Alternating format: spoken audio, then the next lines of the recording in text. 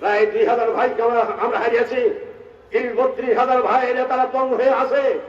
সব কিছু মিলে এই জাতি ঐক্যবদ্ধ হবে প্রতিশোধ নেওয়ার জন্য ঐক্যবদ্ধ হয়ে আপনারা জানেন একটা ইন্টারিম গভর্নমেন্ট আমরা তৈরি করলাম এবং সেই গভর্নমেন্টের মাধ্যমে 6 থেকে 8 মাস পর্যন্ত একটা আপনার কমিশন গঠন করা হবে। 6টা বিভাগের কমিশন গঠন করে 147টা পয়েন্ট নিয়ে আমরা প্রত্যেক দিন বসে বসে হয়েছে, অনেক টাকা খরচ হয়েছে যে কিভাবে দেশটাকে ভালো করা যাবে। এই সংবিধানকে 54টা ধারা একেবারে নতুন করে দেওয়া হয়েছে। জাতির কপালে দুর্ভাগ্য ছাড়া কিছু আসবে না। জাতির যেখানে কথা বলার অধিকার নাই, বাঁচার অধিকার নাই, মানবিক যন্ত্রণার হাত থেকে বাঁচার জন্য আমরা এই পয়েন্টগুলো আলাপ আলোচনা করার মাধ্যমে 84টা পয়েন্টে ঐক্যবদ্ধ হয়েছিল। কিছুটা পয়েন্টে নোট অফ ডিসেন্ট ছিল। এই নোট অফ ডিসেন্টের হাত থেকে বাঁচার জন্য তারা মিলে সবাই মিলে তাদের প্রস্তাব ছিল যে যেগুলো নোট অফ ডিসেন্ট ছিল, দেশের জনগণ যদি মনে করে আমাদের নোট অফ ডিসেন্ট একসেপ্টেবল না, তাহলে হা ভোটের মাধ্যমে যদি বিজয় লাভ হবে আমরা সেটাই মেনে নিব। এইটা সেদিন কথা ছিল। এই কথার কারণে হার পক্ষে তারাও ভোট চেয়েছে এবং সেই হা জয়যুক্ত হয়েছে।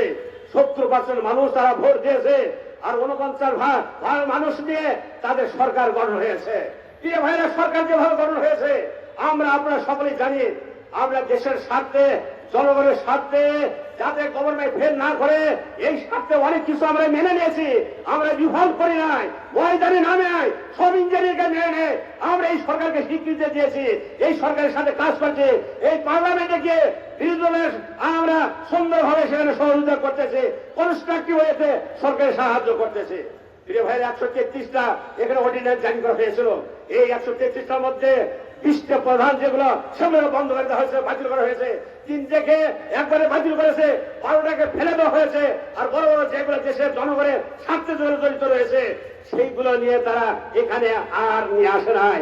বিচারপতি নিয়োগ করে বিচারপতির মাধ্যমে, দলীয় বিচারপতির মাধ্যমে আমাদের নেতাদেরকে ফাঁসি দেওয়া হয়েছে। আপনারা জানেন ওই মানিক নিয়ে, সংসদের মানিকের ঘটনা জানেন, অন্যরা জানি। ইন্টারিম গভর্নমেন্টের প্রয়োজনে কয়েকজন বিচারপতিকে তাড়িয়ে দেওয়া হয়েছে, আপনারা জানেন, ভালো করে জানেন।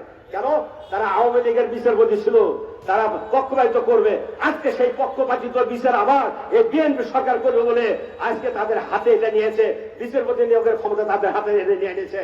দুর্নীতি দমনের কথা বলেন, মানবাধিকার বন্ধ কমিশনের কথা বলেন, একের পর এক বিচার বিভাগ থেকে নির্বাহী বিভাগকে আলাদা করা বলা হয়েছিল, সেটা আজকে থাকতেছে না। নির্বাচনে একই ঘটনা ঘটে যাবে। একের পর এক দেশের জনগণের স্বার্থে গেল জ্বলন্ত হয়ে দিয়েছে। ভাইয়েরা, সব অর্ডিন্যান্স যদি পাস না করে শুধু 20টা অর্ডিন্যান্স যদি পাস করতো, হ্যাঁ ভোট সহ